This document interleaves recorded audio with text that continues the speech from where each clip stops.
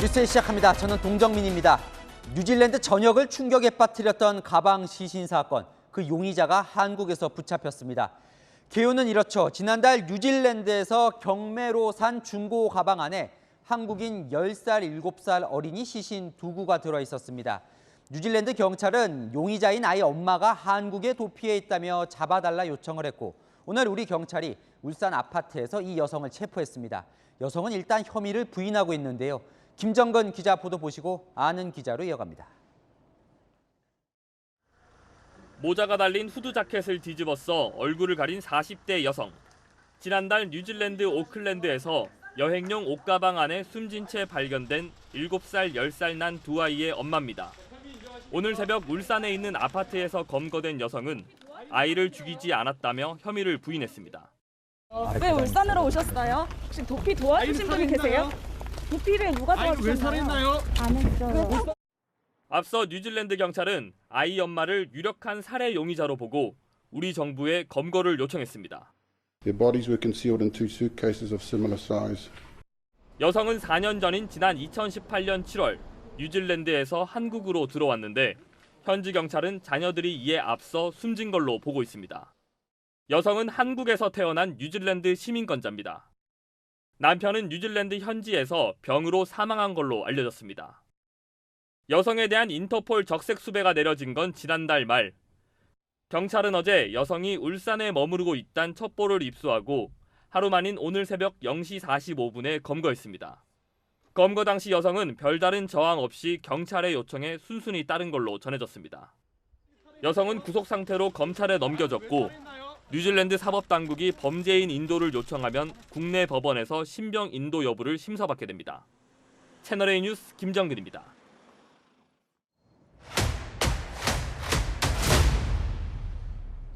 아는 기자 아자 시작합니다. 뉴질랜드와 한국을 충격에 빠뜨렸던 여행 가방 아동 시신 사건, 피의자가 오늘 붙잡혔습니다. 사회부 최주연 기자와 살펴봅니다. 네.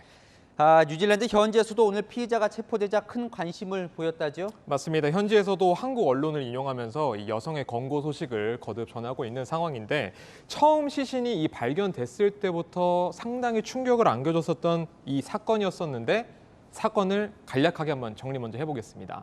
지난달에 뉴질랜드 오클랜드에서 이 창고 경매로 판매된 여행 가방에서 7살, 10살로 보이는 어린아이 시신이 들어있었는데, 이 어린이들의 사망 시점은 2018년으로 추정이 됩니다.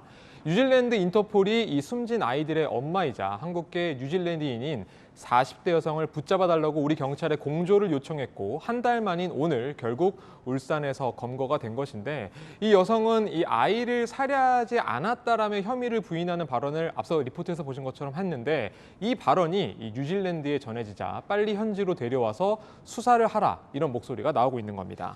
한국에 한 4년 정도 숨어 있었던 걸로 보이는데요. 네. 오늘 잡힌 이 피해자는 그러니까 뉴질랜드가 콕 집어서 네. 이 여성을 잡아달라 이렇게 한 건가요? 사실 제가 취재를 해보니까요, 처음에는 검거 요청이 아니라 이 소재 파악 정도 요청이었다, 이렇게 정리를 해볼 수가 있을 것 같습니다. 이 지난달 중순에 뉴질랜드 인터폴이 우리 경찰청에 연락했을 때는 숨진 어린이들이 친모가 없다라고 하면서 아시아 국가들, 특히 이 한국 수사기관 등에서 친모 소재를 파악해달라는 취지로 말을 했다고 하고요.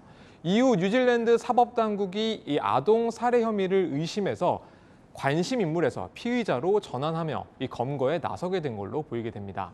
이 여성은 2018년 7월에 뉴질랜드에서 입국한 뒤에 이후로는 한 번도 해외로 출국한 기록이 없었다고 하는데, 경찰은 국내에 머물고 있다고 보고 소재 파악에 나선 지 한 달 만에 결국엔 검거에 성공했습니다. 결과적으로 이제 울산에서 붙잡혔는데요. 네. 우리 경찰은 울산에 있는 걸 어떻게 알았습니까? 여성이 뉴질랜드 시민권자이기도 하고요. 사실 사건이 발생했었던 장소를 보면은 뉴질랜드이기 때문에 뉴질랜드 당국이 수사권을 갖고 있다, 이렇게 설명할 수가 있겠습니다. 우리 경찰에 공조를 요청할 당시에 이 서울과 울산을 찍어준 걸로 취재가 됐거든요. 이후에는 서울과 울산경찰청이 첩보 수집에 나섰고, 어제 이 은신처 주소지 관련 첩보를 입수했다라고 하고요. 울산 중부경찰서가 곧바로 이 CCTV 영상을 분석하며 동선 파악에 나선 결과 오늘 새벽에 검거한 걸로 보입니다. 용의자는 이제 살인을 부인하고 있는데요. 그걸 우리 경찰이 조사를 하고 있는 건지도 궁금을 하고 예. 시청자분께서 그럼 이제 뉴질랜드로 추방을 하는 거냐 이렇게 물어보시는데요. 일단은 뉴질랜드에서 넘어올 이 수사 기록들을 검토하는 게 선행 작업이고요. 이후에는 우리 법원의 판단을 봐야 한다. 이렇게 정리를 해볼 수가 있겠습니다. 한국계이지만요. 뉴질랜드인 시민권자인 여성을 뉴질랜드 정부가 데려가서 수사나 처벌을 하려면 한국과 맺은 이 범죄인 인도 조약에 따라서 45일 내 범죄인 인도를 청구해야 합니다. 인도 요구가 있다고 해서 무조건 넘기지는 않고요. 법무부와 검찰이 뉴질랜드로부터 보내는 게 맞는지 검토를 한 뒤에 법원에 인도 심사를 청구해서 재판을 거쳐 결국에는 송환 여부를 최종 결정하게 됩니다. 과거 세계 최대 아동 성착취물 사이트인 이 웰컴 투 비디오 운영자 손정우 씨가 이 미국 정부의 범죄인 인도 요청에 따라서 법원 심사를 받기도 했었는데 당시 법원은 이 송환을 허락하지 않았었거든요. 네. 여성의 송환 여부도 재판을 지켜봐야 하는 상황이다. 이렇게 정리할 수 있겠습니다. 네, 여기까지 살펴보고요. 최 기자는 다음 보도 보고 다시 좀 만나겠습니다. 자, 국내에서 벌어진 충격적인 사건으로 넘어갑니다. 20대 여성 지하철 역무원이 저녁 시간에 순찰을 하러 서울 신당역 화장실에 들어갔다가 따라 들어온 30대 남성이 휘두른 흉기에 찔려 숨졌습니다. 치밀한 스토킹 보복 범죄였는데요. 피해자가 살해당한 화장실 입구에는 이런 팻말이 붙어 있었습니다. 여성이 행복한 서울. 참 아이러니하죠. 서주희 기자가 사건의 전말 전해드립니다. 순찰차가 멈춰서고 경찰관들이 어디론가 뛰어갑니다. 7분 뒤 경찰이 노란색 점퍼를 입은 남성을 차에 태웁니다. 어젯밤 서울 지하철 2호선 신당역에서 20대 여성 역무원을 살해한 30대 전모 씨가 경찰에 연행되고 있는 겁니다. 사건이 벌어진 건 어젯밤 9시쯤.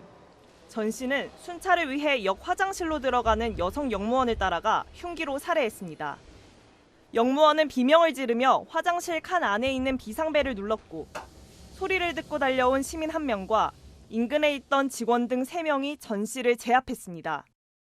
화장실 문 안에 이렇게 들어가 있는데 열자마자 바로 뒤 멱살 잡고 끌어내려서 기부해서 이렇게 제압을 하는 상황이기 때문에 피해 역무원은 병원으로 옮겨졌지만 끝내 숨졌습니다. 전 씨는 전직 서울교통공사 소속 역무원으로 피해 역무원이 이미 전 씨를 스토킹 혐의로 고소해 재판을 받던 중이었습니다. 전 씨는 어제도 범행 1시간 10분 전부터 화장실 앞에서 기다리다 집에서 가져간 흉기로 범행을 저질렀습니다. 문 나오는 집을 놓고 뒤를 닦고 있었던 거야. 문을 갖다 꽉 작업을 했나 보다. 범행 직전엔 머리에 일회용 샤워캡을 쓰는 등 증거를 남기지 않기 위해 치밀하게 준비한 정황도 드러났습니다. 남성은 재판 과정에서 원한이 생겼다. 범행을 오래 준비했다고 진술했습니다. 경찰은 살인 혐의로 구속영장을 신청했고 보강 수사 뒤 특정범죄 가중처벌법상 보복살인으로 혐의를 변경할 계획입니다.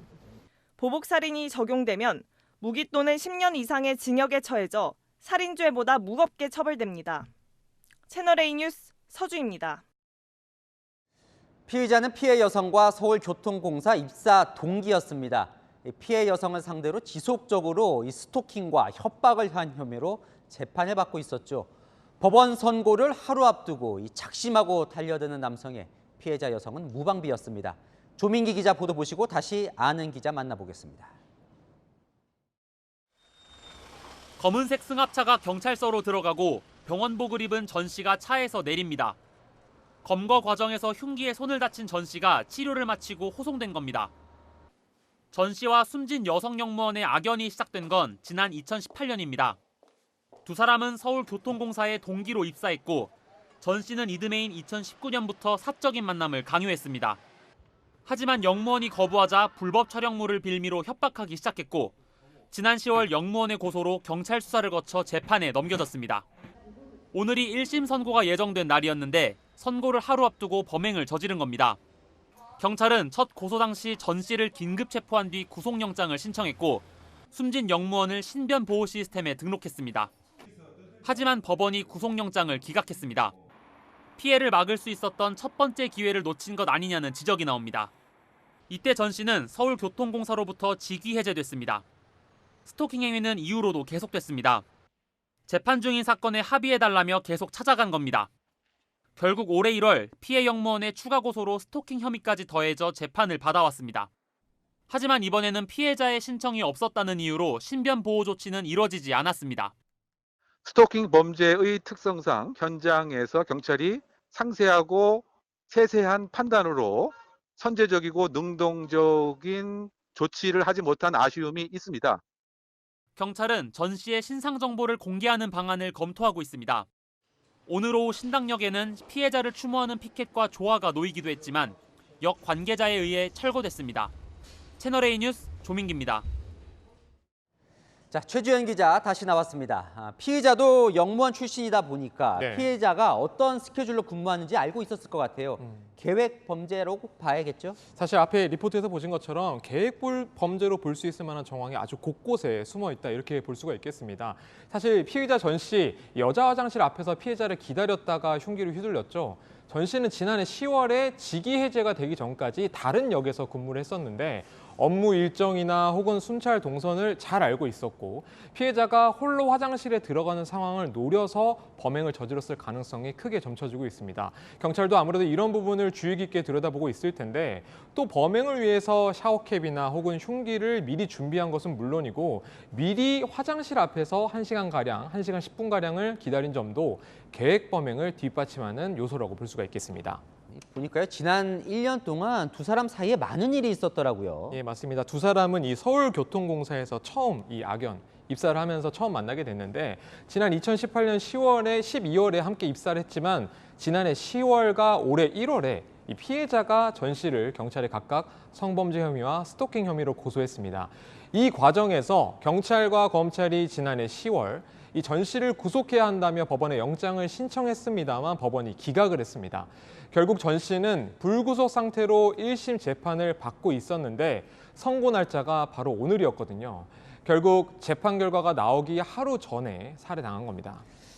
지금 뭐 조사를 하고 있을 것 같은데요. 정확한 살인 동기가 나왔습니까? 경찰도 정확한 범행 동기는 아직까지 조사 중이다 이렇게 설명을 하고 있는 상황이고요. 하지만 우선 재판 결과가 나오기 하루 전날에 이런 범행이 이루어진 점에 우리도 주목을 해볼 필요가 있을 걸로 보입니다. 제가 취재를 해보니 검찰이 지난달 전 씨에 대해서 이 징역 9년을 구형한 것으로 확인됐거든요. 피해자에게 성범죄와 스토킹 범죄를 저지른 뒤에 중형을 선고받을 가능성이 높아지자 범행에 나섰는지도 따져봐야 할 부분으로 보입니다. 이 사건이요, 근무지에서 벌어진 예. 지인의 스토킹 보복 범죄예요. 하나같이 충격적인 요소들인데 네. 막을 수는 없었을까요? 사실 이런 범죄 피해자들이 2차 혹은 3차 이런 피해를 받지 않도록 노출되지 않도록 막기 위한 이런 안전 조치를 우리가 신변보호 시스템이라고 말을 하는데 안타깝게도 피해자를 보호해 줄 수는 없었습니다. 사실 지난해 10월에 피해자가 처음 고소했었을 때 경찰 112 시스템의 신변보호 대상자로 등록이 됐습니다. 그런데 단 1개월만 보호 대상자였거든요. 스마트워치 지급이나 순찰 등 조치도 피해자가 원치 않았다 보니 결국 대상이 될 수 없었다라고 합니다. 오늘 한덕수 국무총리가 똑같은 사건으로 희생자가 나오지 않도록 재발 방지 대책 수립을 강조했는데 범행 동기나 범행 과정에 대한 철저한 수사가 선행되어야 할 것으로 보입니다. 네, 지금까지 아는 기자 최주현 기자였습니다. 다음 소식입니다. 요즘 이재명 민주당 대표 관련 수사 속보가 연일 쏟아지고 있는데요. 이번엔 이 대표의 변호사비를 쌍방울 그룹이 대납했다는 의혹 관련 소식입니다. 이 검찰이 대납이 의심되는 정황이 있다면서 그 가능성을 배제할 수 없다고 밝혔습니다. 자세한 내용은 김민곤 기자가 전합니다. 검찰이 이재명 민주당 대표를 공직선거법 위반 혐의로 재판에 넘긴 건 지난 8일. 백현동 부지와 고 김문기 성남도시개발공사 개발 1차장에 대한 이 대표의 발언을 허위라고 봤습니다. 변호사비 대납 의혹 관련 발언은 증거가 충분하지 않다며 기소하지 않았지만 검찰이 그 가능성을 배제하지 않고 있다는 사실이 새롭게 드러났습니다. 고발인 측에 전달된 불기소 결정문에 적시된 겁니다. 이 대표는 친형 정신병원 강제 입원 관련 변호사비 발언으로 고발당했는데 그 금액은 2억 5천만 원이 조금 넘습니다. 그리고 대부분 다 사법연수원 동기거나 대학 친구, 법대 친구들 이런 분들이어서 검찰은 이 액수가 이례적으로 소액이라고 본 겁니다. 불기소 결정문에는 변호사 이모 씨가 변호사비로 20여억 원을 받았을 가능성을 배제할 수 없다고 적혀 있습니다. 변호사비 출처가 쌍방울그룹일 가능성도 열어놨습니다. 쌍방울의 전환사채 발행과 유통 과정에서 발생한 이익이 변호사비로 대납됐을 가능성을 언급한 겁니다. 다만 김성태 전 쌍방울 회장이 해외 도피 중인 데다 경기도청 비서실 직원들이 출석 요구에 불응해 공소시효안에 진실을 밝히는 데 한계가 있다는 게 불기소 이유였습니다. 하지만 선거법 위반 사건과는 별개로 변호사비 대납 관련 뇌물 혐의 수사는 계속되고 있어 검찰 수사가 이 대표를 향할 가능성은 남아 있습니다. 민주당은 검찰이 안익된 굴뚝에 연기를 피우려 한다며 변명으로 덧칠된 무혐의 불기소 사유서라고 반발했습니다. 채널A 뉴스 김민곤입니다. 경찰이 이재명 대표의 부인에 이어 장남도 소환했습니다. 지난 대선 때 불거졌던 상습 불법 도박과 성매매 의혹 때문인데요. 이 대표가 사과도 했었죠. 자식을 가르치는 부모 입장에서 참으로 죄송하다는 말씀을 드립니다. 민주당, 오늘은 정치 탄압이라고 반발했습니다. 신선미 기자입니다. 이재명 대표의 장남 30살 이모 씨. 지난 2019년부터 지난해 말까지 미국에 서버를 둔 한 도박 사이트에 거래 관련 글과 수도권 일대 도박장 후기 등을 올렸습니다. 지금은 삭제됐지만 열흘간 도박장에서 500만 원 넘게 땄다고 자랑하는 글도 있었습니다. 아들의 불법 도박 의혹은 대선 기간인 지난해 12월 불거졌고 선거를 앞둔 이 대표는 고개를 숙였습니다. 자식을 가르치는 부모 입장에서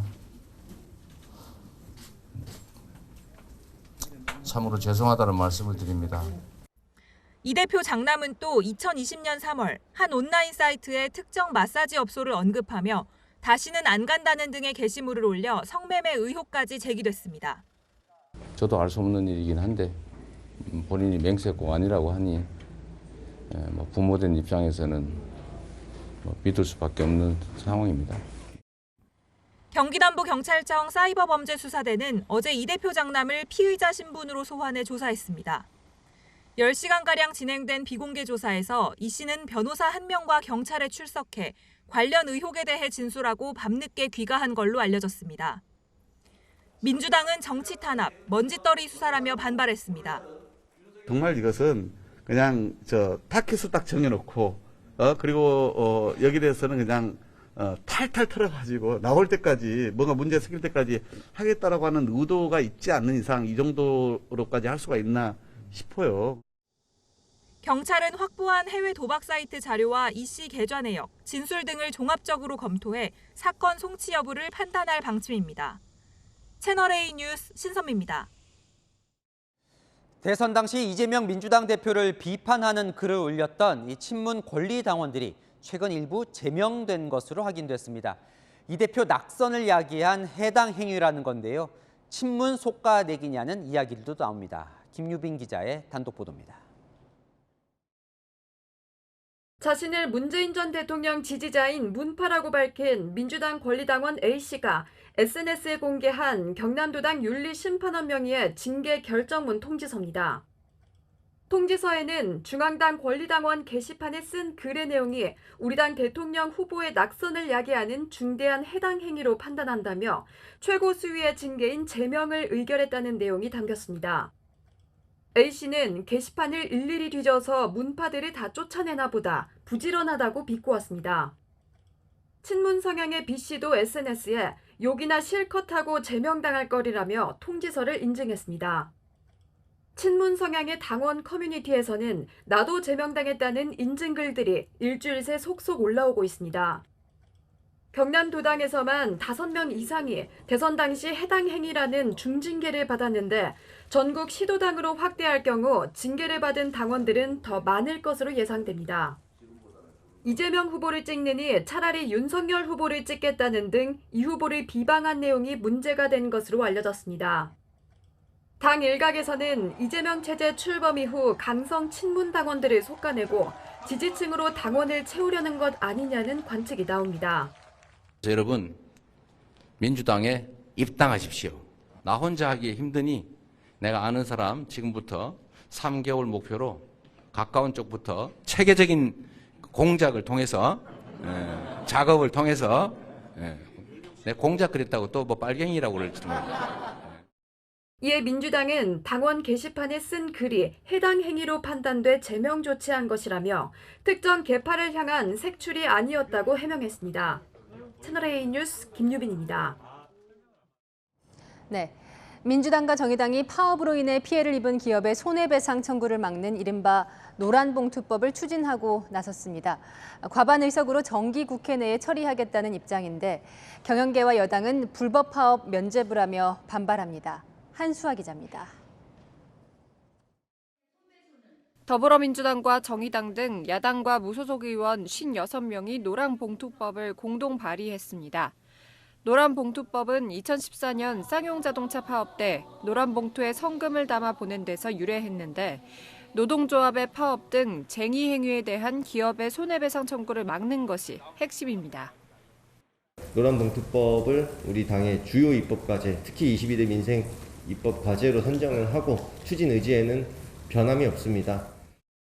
이번 정기국회에서 반드시 노란봉투법을 통과시킵시다. 현재 국회에 제출된 7건의 노란봉투법 대부분은 노조가 파업을 해도 폭력이나 기물파괴 등이 없으면 기업의 손해배상 청구를 못하도록 하고 있습니다.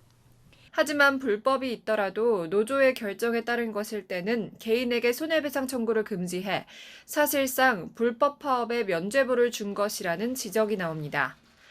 노조에 대한 손해배상 요구를 과도하지 않게 하는 것이 세계적 추세라는 야당의 주장과 달리 미국의 경우 불법 행위에 대한 손해배상이 가능하고 일본 역시 정당성을 상실한 쟁의 행위는 민형사상 처벌 대상이라는 게 경영계의 주장입니다.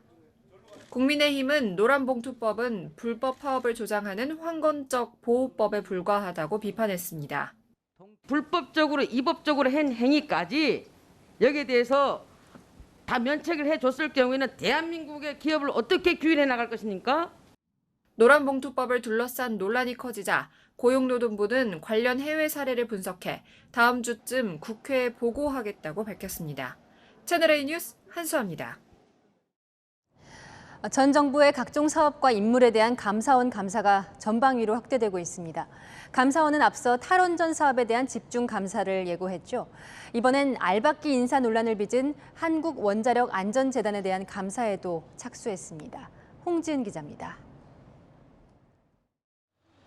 감사원이 최근 한국원자력안전재단에 대한 감사에 착수한 것으로 확인됐습니다.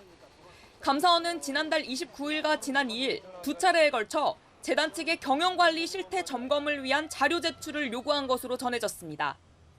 감사원은 이번 감사에 대해 사전 자료 수집 단계라며 결과에 따라 실질 감사에 착수할 예정이라고 밝혔습니다. 원자력안전재단 이사장은 문재인 정부 임기 만료 3개월을 앞두고 임명된 김재남 전 청와대 시민사회 수석입니다. 김 전 수석은 문재인 정부의 대표적 탈원전 인사로 국민의힘에서는 알박기 코드 인사라며 사퇴를 촉구해왔습니다. 국정 철학이 전혀 다른 윤석열 정부의 기관장으로 임기를 고집하는 것이 상식적으로 납득하기 어렵습니다. 민주당은 감사원의 표적 감사를 맡겠다며 감사원을 국회 통제 아래 두는 감사원법 개정안 추진 의지를 재차 강조했습니다.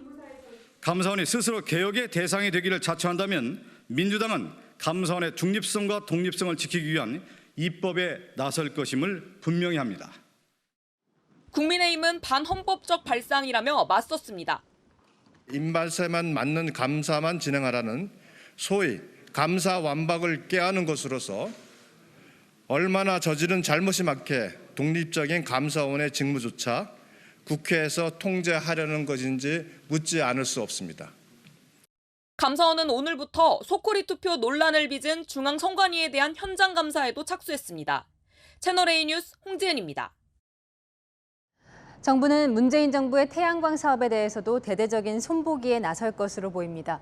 윤석열 대통령은 오늘 태양광 비리를 이권 카르텔로 규정하고 사법 시스템, 그러니까 수사와 처벌로 엄정하게 처리될 것이라고 본다고 밝혔습니다.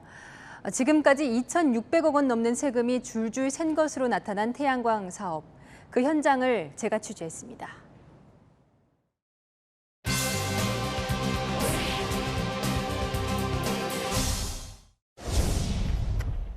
조용한 농촌마을 곳곳에 거대한 태양광 패널들이 서 있습니다. 농지에 태양광 시설을 설치했다고 해서 그거 어떻게 설치하게 되셨는지 여쭤보러 왔거든요. 여기 업자가 와서 얘기하고 대출도 받으셨어요? 다 사실 받아갖고 온 거죠. 업자들이 알아서 이제 해주겠죠. 저는 이제 그건 잘 몰라요. 이 지역 주민들은 몇 년 전부터 지방자치단체와 태양광 사업자들이 주민들에게 설치를 적극 권했다고 말합니다. 태양광 빼놨죠. 2,000원, 200평면 두 가지 작물을 키워도 1,000만 원 뽑기가 어려운데 이거는 뭐 내다섯 개 뽑을 수 있습니다. 급속도로 늘어난 태양광 시설 중에는 정부 눈을 가려 허가를 받고 세금을 빼먹은 곳들이 적지 않습니다. 현행법상 농지에는 태양광 시설을 설치할 수 없습니다. 다만 버섯을 재배하거나 곤충을 사육하는 시설을 만들면 그 위에 패널을 설치하고 태양광 사업을 할 수 있습니다. 농지에 태양광 발전 시설을 만드는 것을 허가받기 위해 버섯 재배 시설을 조성한 곳입니다. 안으로 들어가 보겠습니다.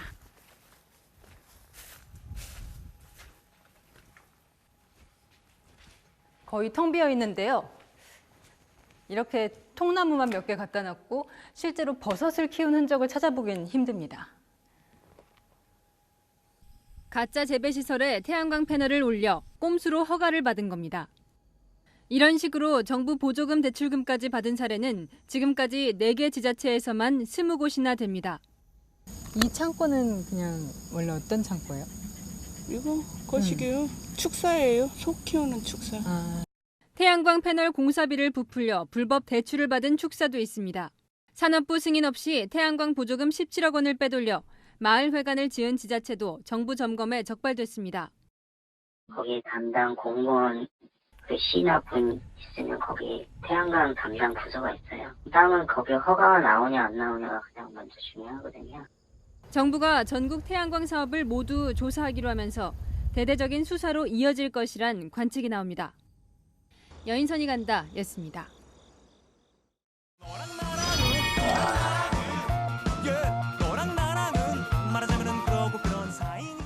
여랑야랑 정치부 김민지 기자와 함께합니다. 첫 번째 주제 보겠습니다. 누구의 태도가 달라졌습니까? 네, 경찰을 향한 민주당의 태도가 달라졌습니다. 경찰이 이재명 대표 장남을 불법 도박 혐의로 소환하자 정치 탄압이라고 반발하는 모습 보셨죠?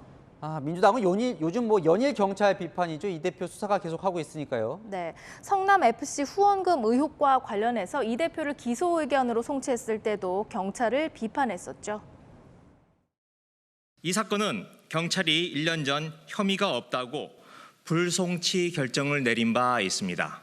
성남FC로 소재만 살짝 바꿔서 이재명 죽이기 3탄을 내놓았습니다. 하지만 얼마 전까지만 해도 민주당에게 경찰은 밤낮 없이 일하고 수사 잘하는 칭찬의 대상이었습니다.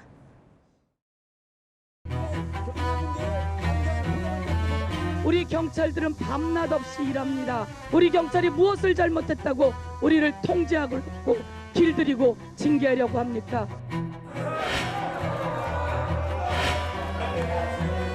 검사들의 범죄 행위는 누가 수사할 수가 있겠습니까? 경찰이 수사해야 됩니다. 서로 컨트롤할 수 있도록. 저 때는 검찰 비판하려고 이제 경찰을 칭찬했는데 지금은 검찰, 경찰 모두 이 대표를 지금 수사를 하고 있으니까요. 경찰 입장에서도 민주당 대표가 됐다고 수사를 아예 안 할 수는 없겠죠. 네, 맞습니다. 오늘 한동훈 장관도 바로 그 부분을 지적했는데요.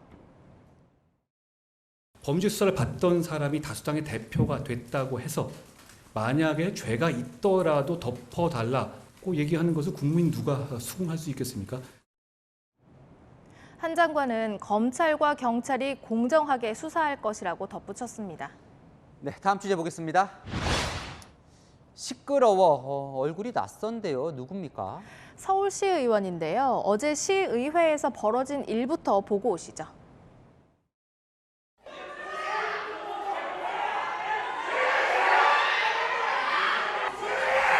홍국표 의원님. 회의 중인 것 같은데요. 누구에게 저렇게 소리를 지르는 거예요? 옆에 있던 다른 의원이 이 의원을 말리는 모습도 보이시죠? 회의장에 참석한 마포 구민들에게 소리를 지르는 모습입니다. 서울시가 지난달 신규 쓰레기 소각장 후보지로 마포구 상암동을 발표하면서 구민들 반발이 저렇게 거셉니다. 시의원들도 여야 없이 반대 중인데요. 마포 주민들에게만 더 큰 희생을 강요하는 동시에 지역 형평성에도 위배되는 일입니다. 하늘 노을공원이 세계적인 명소가 됐어요. 여기에 소각장 추가 건설, 삼척동자도 웃을 일입니다. 오세훈 시장, 마포가 복입니까? 보면 구민들도 이제 반대를 하려고 회의장을 찾아온 것 같은데요. 그런데 이 의원은 왜 저렇게 소리를 지르는 거예요? 무슨 일이 벌어졌던 건지 당시 상황을 좀 더 쭉 보여드릴게요. 서울시장은 신규 쓰레기 소각장 마포구 선정 즉각 백지화하고 처리하시기를 바랍니다. 아시겠습니까? 여러분의 입장 의회가 경청하고 있습니다. 자중해 주시기 바랍니다.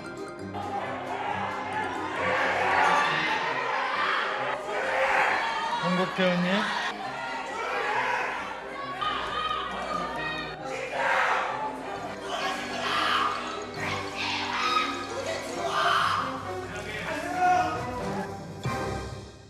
네, 의원들끼리 싸우는 건 많이 봤지만 또 주민들과 싸우는 건 처음 보는 것 같네요. 네, 소리를 지른 이 의원과 직접 그 당시 상황을 좀 들어봤는데요. 들어보시죠. 제 소신은 그겁니다. 본회의장에서 그런 식의 선동으로 행동하게 한 사람들, 또 거기 맞춰서 부안행동하면서 했던 지역 주민들, 이 부분들의 행동은 반드시 비난받아야 된다. 다소 과하게 대응을 했던 것은 사실입니다. 나와 생각이 달라도 서로 이렇게 소리 지르기보다 상대의 소리를 들어야 해결책을 찾을 수 있지 않을까요? 네, 지금까지 여랑야랑이었습니다. 반가운 소식인데요. 세계보건기구 WHO 사무총장이 코로나의 끝이 보인다고 밝혔습니다. 확진자도 사망자도 전 세계에서 크게 줄고 있기 때문이죠. 오미크론 전용 백신이 오늘 처음으로 한국에 도착했습니다. 이혜주 기자입니다. WHO가 코로나19 유행 3년 만에 가장 낙관적인 전망을 내놨습니다. We have never been in a better position to end the pandemic. We're not there yet, but the end is in sight. 지난주 전 세계 코로나19 신규 확진자는 310만여 명으로 전주보다 28% 감소했습니다. 코로나 사망자도 1,900여 명으로 22% 급감했는데 대유행을 선언한 2020년 3월 이후 가장 적습니다. 미국과 유럽 등 세계 주요국들도 3, 4월을 기점으로 사회적 거리 두기와 마스크 착용 의무화 등의 방역 조치를 완전 해제하고 있습니다. 우리 방역 당국은 아직은 신중합니다. 겨울철 재유행에 독감까지 함께 유행하는 트윈데믹 우려 때문입니다. 백신과 치료제를 적극적으로 활용해야 하고 지금 유행이 감소 시기인 이 시점에 이러한 공동의 노력이 필요하다라는 것을 강조한 내용으로 보이고요. 국내 전문가들도 국내 코로나 유행 상황은 팬데믹에서 엔데믹으로 전환하는 과도기에 있다고 진단하면서도 긴장을 풀어선 안 된다고 말합니다. 변이가 나오고 또 백신 효과가 5, 6개월 지나면 뚝 떨어지고 또 거리두기에 대한 각국의 이제 정책도 풀어지면서 아직은 팬데믹 와중에 있는 거죠. 방역 당국은 오늘부터 오미크론 전용 백신인 모더나 개량 백신을 161만 회분 들여와 다음 달부터 접종을 시작할 예정입니다. 채널A 뉴스 이혜주입니다. 외국인 입국을 아직 막고 있는 나라가 많지는 않은데요. 그중 하나인 일본도 이제 풀 것 같습니다. 다음 달부터 비자 없이 개인 관광을 허락하는 방안을 검토 중인데요. 약해진 코로나도 한몫했지만 경제난과도 무관치가 않습니다. 도쿄 김민지 특파원이 보도합니다. 팬데믹 이전 외국인 관광객이 몰렸던 도쿄 아사쿠사 인근 상점가. 3대째 전통 보자기를 판매하는 가게 주인은 조만간 입국 규제가 더 풀린다는 소식이 반갑습니다. 売り上げが大体もう1割ぐらい。今までやっぱりね本当に悪かったので、やっぱり韓国の方にもねいっぱい来ていただけたらいいなと思ってます。 지난 6월 가이드가 있는 단체 관광을 재개한 일본은 지난주 입국자 상한선도 2만 명에서 5만 명으로 늘렸습니다. 이젠 다음 달을 목표로 주요국 관광객은 비자 없이 허용하는 방침까지 고려 중입니다.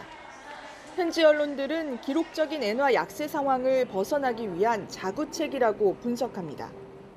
일본을 방문하는 외국인들이 엔화를 대거 사들여 엔저를 방어할 것으로 예상합니다.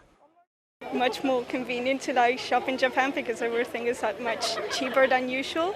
Anime goods I did right now, so it was much more cheaper than I expected everything. 소비 진작으로 침체된 경기가 회복되는 효과도 기대합니다. 실제 최근 출시된 스마트폰의 일본 판매가는 12만 엔으로 책정됐는데 엔화보다는 상대적으로 강세인 원화로는 116만 원으로 한국보다 저렴합니다. 전 시리즈보다 가격을 올렸다지만 가격을 동결한 미국 현지 판매가에 버금가는 수준입니다. 기시다 총리는 코로나 감염 상황을 보면서 입국자 제한 폐지와 단기 비자 면제 등을 조만간 발표할 것으로 보입니다. 이렇게 되면 2020년 3월을 기점으로 끊겼던 한일 간 무비자 관광이 다시 재개될 것이란 기대가 나옵니다. 도쿄에서 채널A 뉴스 김민지입니다. 코로나로 외국인뿐 아니라 자국민도 통제하는 나라 중국이죠. 12호 태풍 무이파가 상하이를 비롯한 동부 도시를 강타했는데요. 태풍이 덮쳐서 폭우가 쏟아지는 그 한밤중에도 상하이 시민들은 코로나 검사를 받기 위해 긴 줄을 서야 했습니다. 베이징 공태현 특파원입니다. 거센 물살이 도로까지 집어 삼켰습니다. 강풍을 타고 퍼붓는 폭우를 우산으로 막기엔 역부족입니다. 맥없이 쓰러진 철판 가벽은 차량을 덮쳤습니다. 도심에서도 침수 피해가 속출하며 구조 활동이 이어졌습니다. 12호 태풍 무이파가 북상하며 상하이와 닝보 등 중국 동부해안 도시들에서 피해가 속출하고 있습니다. 중국 SNS에도 피해 상황이 담긴 동영상들이 잇따라 올라오고 있습니다. 哇，好大的风啊！关什么？雨刮器都刮坏了哦，两个雨刮器打架了。可以看到这个泄洪区啊，已是汪洋一片。这是宁波最中心的地方。 상하이는 모든 항공편과 기차가 취소됐고 학교와 주요 명소를 폐쇄했습니다. 태풍이 불어닥친 와중에도 비옷차림에 우산을 쓴 사람들이 길게 늘어선 곳도 있습니다. 밤 늦게까지 장대비까지 쏟아지는데도 줄은 좀처럼 줄어들지 않습니다. 제로 코로나 정책 때문에 코로나19 검사를 받아야 하는 상하이 시민들입니다. 태풍의 검사소도 대다수 문을 닫아 우산을 쓴 채 남아있는 검사소 앞에 긴 줄을 선 겁니다. 중국 SNS에는 출근을 하지 않으면 안 되니 검사를 멈출 수 없다. 밤까지 검사를 하게 만드는 게 제정신이냐. 검사 받다가 감기에 걸려 열나면 어떻게 하냐는 등 다양한 반응들이 쏟아졌습니다. 베이징에서 채널A 뉴스 공태현입니다. 촉법 소년들을 앞세워 범죄를 저지른 나쁜 어른들이 붙잡혔습니다. 금은방을 털게 한 뒤 붙잡히면 촉법 소년이라고 주장해라 이렇게 교육까지 시켰습니다. 김태영 기자입니다. 애되게 보이는 남성 둘이 오토바이를 금은방 앞에 세웁니다. 한 명이 장갑을 끼고 상점 앞 CCTV 카메라를 돌려놓습니다. 다른 한 명은 망치로 유리문을 과감히 부숩니다. 금은방으로 들어가자 잽싸게 진열장 유리를 깨고 귀금속을 쓸어 담습니다. 왼손에는 스마트폰을 들고 범행 내내 시간을 확인합니다. 5천만 원어치 귀금속을 훔쳐 도망갈 때까지 걸린 시간은 2분 30초. 경보가 울리고 보안업체가 출동하는 데는 3분이 걸리는데 미리 알았던 겁니다. 범행 10시간 뒤 붙잡힌 둘은 10대로 형사처벌을 받지 않는 촉법 소년도 있었습니다. 하지만 이들 뒤에는 범행을 사주하고 모의한 배우가 따로 있었습니다. 동창 사이인 20대 남성 2명은 가출한 청소년들에게 오토바이를 사주겠다고 약속하며 10대 10명을 범행에 가담시켰습니다. 체포될 경우 경찰에 촉법 소년임을 적극 주장하고 진술을 거부하라고 교육하기도 했습니다. 너희들은 처벌받지 않는다. 절대 선배들의 이름은 말하지 말아라 라고 하면서 범행에 이용할 오토바이. 그런데 범인 중 한 명이 범행일 기준 생일이 지나 만 14살이 된 걸 뒤늦게 알았고 촉법소년 대상에서 제외되자 범행 일체를 자백했습니다. 일당들은 다른 금은방 한 곳을 더 털었고 추가 범행도 계획했지만 미수에 그쳤습니다. 모두 8천만 원어치의 훔친 귀금속은 공원 화장실 변기에 숨겨놨습니다. 경찰은 1,500만 원 상당의 남은 귀금속을 찾아냈고 일당 16명 중 5명을 구속했습니다. 채널A 뉴스 김태형입니다. 경찰이 성범죄 피의자로 체포한 남성을 경찰서 주차장에서 놓쳤습니다. 피의자는 지인의 오토바이를 얻어 타고 유유하게 사라졌습니다. 공국진 기자입니다. 흰색 티셔츠 차림의 남성이 번화가 골목을 달리던 오토바이 앞을 가로막습니다. 잠시 서로 대화를 나누더니 오토바이 뒷좌석에 올라탑니다. 자세히 보니 이 남성의 오른쪽 팔목에는 수갑이 채워져 있고 검은 천은 수갑 덮개입니다. 남성은 어젯밤 11시 50분쯤 전남 여수경찰서 주차장에서 수갑을 풀고 도주한 21살 김모 씨. 경찰은 청소년 성매매 알선 혐의로 김 씨를 경기도 시흥에서 체포해 여수경찰서로 압송하던 중이었습니다. 김 씨는 차에서 내려 유치장으로 가던 중 경찰의 감시가 잠시 느슨해지자 한쪽 수갑을 풀고 달아났습니다. 그 짐을 좀 갖고 나오는 그런 과정에서 피해자가 도주를 했습니다. 수갑 덮개에다가 야간이고 하다 보니 손이 빠져 있는 걸 몰랐던 것 같거든요. 당시 현장엔 경찰관 3명이 있었지만 김 씨를 막지 못했습니다. 경찰은 200m가량을 추격했지만 골목으로 사라진 피의자를 끝내 놓쳤습니다. 김 씨가 타고 도주한 오토바이 운전자는 지인 사이로 출근 중 우연히 만나 태워줬을 뿐이었다고 진술한 것으로 알려졌습니다. 경찰은 피의자를 긴급 수배하고 얼굴과 인적 사항을 공개했습니다. 채널A 뉴스 공진입니다. 조두순과 김근식, 아동을 상대로 성범죄를 저지르고 출소했거나 출소할 예정인 범죄자들입니다. 이런 흉악한 범죄자들의 재범을 막기 위한 법무부의 새 대책이 나왔습니다. 박건영 기자입니다. 다음 달 만기 출소를 앞둔 아동 성범죄자 김근식. 지난 2006년 넉 달간 미성년자 11명에게 성범죄를 저질렀는데 초등학생 피해자도 있었습니다. 출소 후 재범 우려가 커지자 법무부가 대책을 내놨습니다. 아동 대상 성범죄자에게 치료감호 처분을 적극 확대하는 법 개정안을 내놓은 겁니다. 치료감호는 정신질환이 있는 범죄자를 입원시켜 치료하는 보호 처분입니다. 현재는 2심 재판까지만 치료감호를 청구할 수 있어 이미 출소한 조두순이나 다음 달 출소하는 김근식은 치료감호 처분을 내릴 수 없었습니다. 법무부는 출소자를 상대로도 검사가 치료감호를 청구할 수 있고 치료 기간이나 횟수의 제한도 없애는 내용의 치료감호법 개정안을 발표했습니다. 제도 개선을 통해서 소아성 기호증을 가진 아동 성범죄자가 치료를 받지 않고 재범 위험성이 높은 상태로 우리 이웃과 사회에서 생활하는 것을 방지하여 13세 미만 아동 대상 성범죄자 가운데 아동에게 성적으로 집착하는 증상이 있고 재범 위험이 큰 이들이 치료감호 대상이 됩니다. 법이 바뀌면 김근식이나 조두순도 치료감호 처분이 가능하다는 게 법무부 설명입니다. 성년의 여자와는 정상적인 성관계가 되지 않는 성적 콤플렉스가 있었다고 얘기를 하고 있습니다. 법무부는 이와 별개로 김근식은 출소 후 1:1 전자감독을 하고 19세 미만 여성과 접촉하는 등 금지 사항을 어기면 현행범으로 체포할 방침입니다. 채널A 뉴스 박건영입니다. 서울시에 세금이 들어가는 세종문화회관의 팀장이 서울시 유스 오케스트라 단원들의 공연료를 횡령했다는 사건 단독으로 전해드렸습니다. 단원들에게 무려 14년 동안 갑질을 한 정황까지 드러났습니다. 백승우 기자의 단독 보도입니다.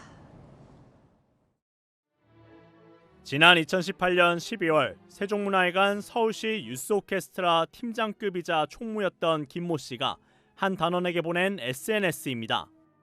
연말에 한 번 장학금 명목으로 1년치 공연비를 받는 20대 단원에게 일부를 자신의 개인 계좌로 돌려달라고 합니다. 4년간의 오케스트라 활동 내내 이 같은 요구는 계속됐습니다. 받을 때까지 연락이 계속 오고 밤늦게도 오고 새벽에도 오고 그다음에 전화도 오고 돌려받을 때까지 연락이 오고. 왜 개인 계좌로 돌려줘야 하냐며 문제를 제기하면 폭언이 이어졌습니다. 못한다고 하면 소리 지르고 단원 나가라고 돈 내라 잘라버리겠다 가만 안 둘 거다. 입막음용으로 30만 원을 더 주겠다며 회유도 했습니다. 30만 원은 너한테 더 챙겨주겠다 이런 식으로 해서 280만 원을 보냈으면 자기한테 150만 원을 돌려달라 이렇게 했었는데 반발이 갈수록 심해지자 김 씨는 대놓고 단톡방에 액수까지 적은 글을 올리기도 했습니다. 지난 2015년에는 은행 계좌를 바꾸는 치밀함도 보였습니다. 지난달 세종문화회관의 감사가 시작되자 김 씨는 2015년 이후 계좌 내용만 제출했는데 범행의 시작은 훨씬 전부터였다는 정황도 나왔습니다. 그 돈을 자기한테 같이 뿌려놨다. 단원들은 김 씨가 사실상의 인사권자다 보니 침묵할 수밖에 없었다고 말합니다. 그 선생님이 저희한테 연주를 주시는 그런 위치에 계신 분이었어요. 돈 돌려드리고 그리고 저는 오케스트라에 나오게 되었어요. 경찰은 세종문화회관 측의 고발로 관련 자료와 증거들을 수집해 조사 중이며 곧 김 씨를 불러 조사할 예정입니다. 채널A 뉴스 백수입니다. 물가가 고공행진하며 대형마트의 반값 식사도 나타났습니다. 3,000원대 비빔밥부터 6,000원대 순두부찌개 밀키트까지 대형마트의 또 다른 반값 전쟁을 안보겸 기자가 취재했습니다. 맛있는 비빔밥 도시락 3종을 4,980원에서 20% 할인된 3,980원에 판매하고 있으니 서울의 한 대형마트. 8가지 나물과 밥이 담긴 비빔밥이 매대에 진열돼 있습니다. 가격은 3,980원. 한국소비자원에 따르면 서울 기준 올해 비빔밥 평균 가격은 9,400원대인데 거의 절반 수준입니다. 소비자들은 식당보다 저렴한 음식 가격을 보고 구매를 결심합니다. 아니 야채 같은 게 너무 비싸가지고 저런 거는 골고루 다 들어있잖아요. 그래서 저런 거 살 마음이 있어요. 중식당에서 파는 새우 요리 역시 6,000원대에 팔고 있습니다. 또 다른 대형마트에서는 재료가 모두 포함돼 있어 간단하게 해먹을 수 있는 밀키트 가격을 40% 내렸습니다. 순두부찌개는 6,000원대고 채소가 들어가 있는 샤브샤브 역시 5,000원대입니다. 소비자들은 식당 음식과 비교해도 큰 맛 차이가 없다며 저렴한 밀키트를 선호한다고 말합니다. 밖에서 사 먹는 것보다는 확실히 저렴하고 저도 처음에 식당에 비해서 맛은 조금 떨어지지 않을까 했는데 막상 해먹으면 약간 간도 잘 맞고 제 입맛에는 딱 잘 맞았어요. 한 대형마트는 지난해보다 올해 밀키트 매출이 11% 증가했다고 밝혔습니다. 고공행진하는 외식 물가 속에 조금이라도 저렴한 것을 찾는 소비자를 위해 대형마트들이 반값 전쟁을 벌이고 있습니다. 채널A 뉴스 안보겸입니다. 엘리자베스 2세 영국 여왕의 관이 런던에서 마침내 일반에게 공개됐습니다. 수킬로미터 대기줄이 이어지고 최장 30시간 기다려야 할 것으로 예상되지만 영국인들은 비를 맞고 밤을 새며 여왕의 마지막 모습을 지켜봤습니다. 조은하 특파원이 현지에서 취재했습니다.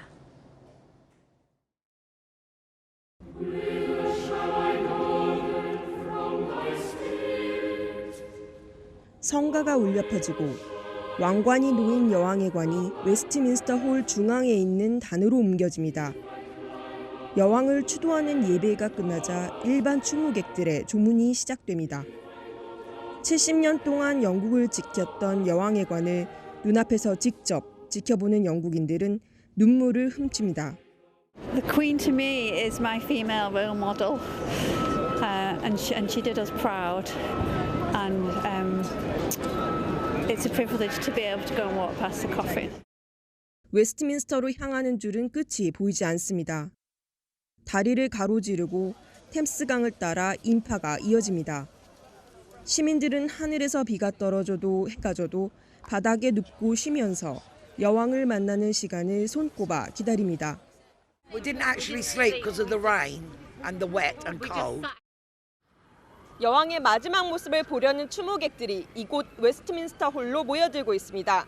1,000만 명 넘는 추모객이 몰려들 수 있어 경찰은 도로를 통제하고 경비를 강화하고 있습니다. 추모하는 방식도 다양합니다. 함께 국가를 부르고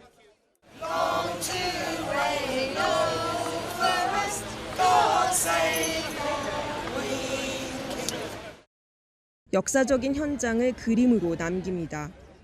Why was I drawing? Well, I just like to remember the day, the moment, by not taking photographs, but just drawing in my book. And it's a much more personal way of remembering occasions than photographs.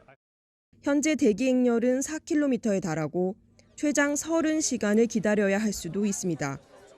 하지만 여왕에게 마지막 예의를 보이려는 신사는 중절모와 정장까지 차려입었습니다. Getting wet or cold or hungry or means nothing as long as I get to do what I want to do, and that's pay my respects to, our late Queen. 오는 19일 장례식을 앞두고 의장대는 대규모 예행 연습을 하는 등 영국 사회가 여왕을 떠나보낼 준비를 하고 있습니다. 런던에서 채널A 뉴스 조은아입니다. 최근 공개된 넷플릭스 드라마 수리남은 남미 국가인 수리남을 장악한 한국인 마약왕의 실화를 바탕으로 만들었습니다. 그런데 수리남 정부가 마약왕과 결탁하는 모습도 묘사되면서 실제 수리남 정부가 제작사 측의 법적 대응을 예고했습니다. 이다혜 기자입니다. 한인 마약왕을 체포하기 위해 국가정보원이 작전을 펼치는 내용의 넷플릭스 드라마 수리남. 진짜 마약상이 된 것처럼 행동해야 합니다. 남미 국가인 수리남을 배경으로 하는데 대통령까지 마약 밀매 조직과 연루되는 내용도 나옵니다. 지난 9일 공개된 이 드라마는 넷플릭스 TV쇼 부문 세계 3위를 기록하며 주목받고 있습니다. 반면 수리남 정부는 수리남은 마약 국가가 아니라며 반발하고 나섰습니다. 알베르 람딘 외교장관은 언론을 통해 제작사를 상대로 법적 대응 가능성을 검토하겠다며 한국 정부에도 항의하겠다고 밝혔습니다. 우리 외교부도 현지 반응을 예의주시하고 있습니다. 수리남 정부의 우리 정부에 대한 입장 표명은 없었으며 외교부는 수리남과의 우호 관계 유지를 위해 지속 노력 중입니다. 외교부가 이미 수리남 정부의 우려를 파악하고 넷플릭스 측과 중재에 나섰던 사실도 뒤늦게 공개됐습니다.